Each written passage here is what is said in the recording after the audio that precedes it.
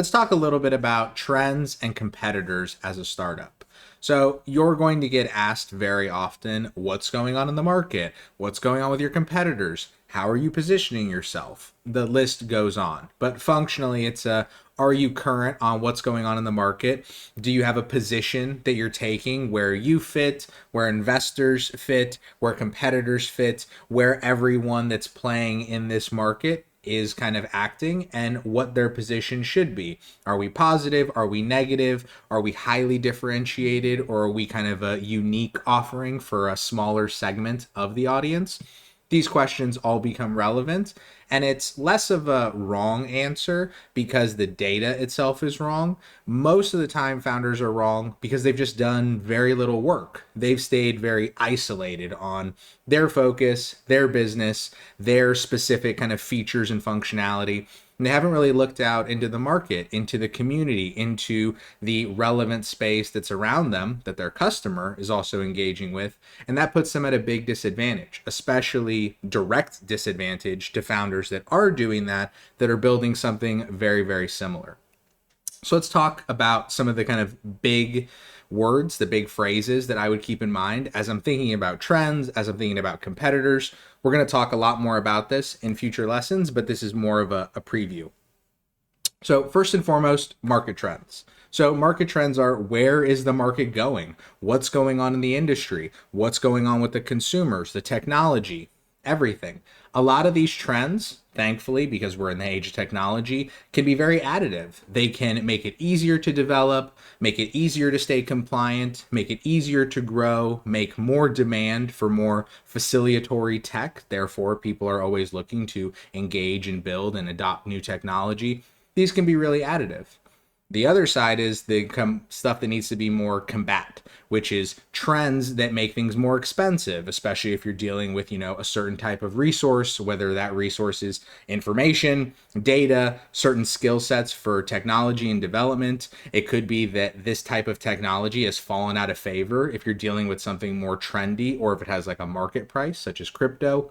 The list goes on that's relevant to your industry, but it's really what's adding to it, what's making it easier, and what's detracting from it, what's going to make it harder. Know these things, be able to explain them. Don't be expecting yourself to have perfect understanding within a week, but consider it more of a continual effort to pick up more and more information so you can be smarter on the market, at least as best as you can. From there, we look more at competitors. Now, competitors are not just the people that you're going head to head with directly. There's all the indirect competitors, the people and choices that your customer is making to not use a solution at all, the things that they're using to avoid it, the things that are, of course, not directly competing in terms of they're fitting kind of the solution or the problem that you're trying to solve, but they could be competing in the sense that they're eating up attention, and therefore you're not getting kind of the right focus that you need in order to convert, in order to get use, in order to kind of get analyzed and assessed in the best way possible. So understanding who are people going to compare me to directly, who are people going to be thinking of me in the same vein of, it really is a question of what's going on in my most relevant competitive market. The easy way to think about this, or an easy way, is by doing a SWOT analysis. Now, SWOT stands for strengths, weaknesses, opportunities, and threats. It's relevant for every business, but also many, many different situations. So if you're looking for a way to, how do I understand each business? How do I frame them? What do I look at? Doing a basic SWOT analysis can be very, very helpful. Last but not least, when it comes to your trends and your competitors, it's all about versus the competitors, how you're positioned. What is going to be your unique value prop? Now, unique is very relative. Sometimes unique is something that you've been highly differentiated in, meaning we offer A, B, and C and nobody else does. Or we're positioned to kind of allow for A and B and nobody else is. So it could be that you're positioned completely differently. It could be that you're offering different and unique and differentiated features.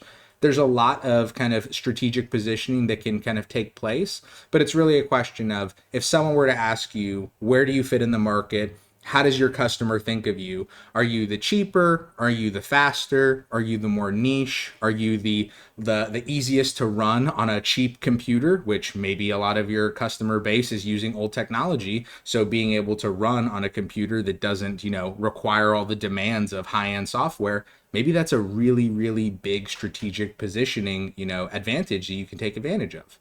These are all things to consider, because ultimately it's not a question of how do you manage change in the market, change in your competitors, change in your positioning, but will you, meaning how will you manage it? Because it's either you just get to ignore it and pretend it's not happening and hope that it's not happening and hope that your customers don't, weigh down on you asking you lots of questions about it. Or there are those that lean very, very heavily into trends, into the competitors. They don't make their business about it, but they understand that they're playing in an ecosystem, and staying smart about the environment that they're playing in is only going to be an advantage.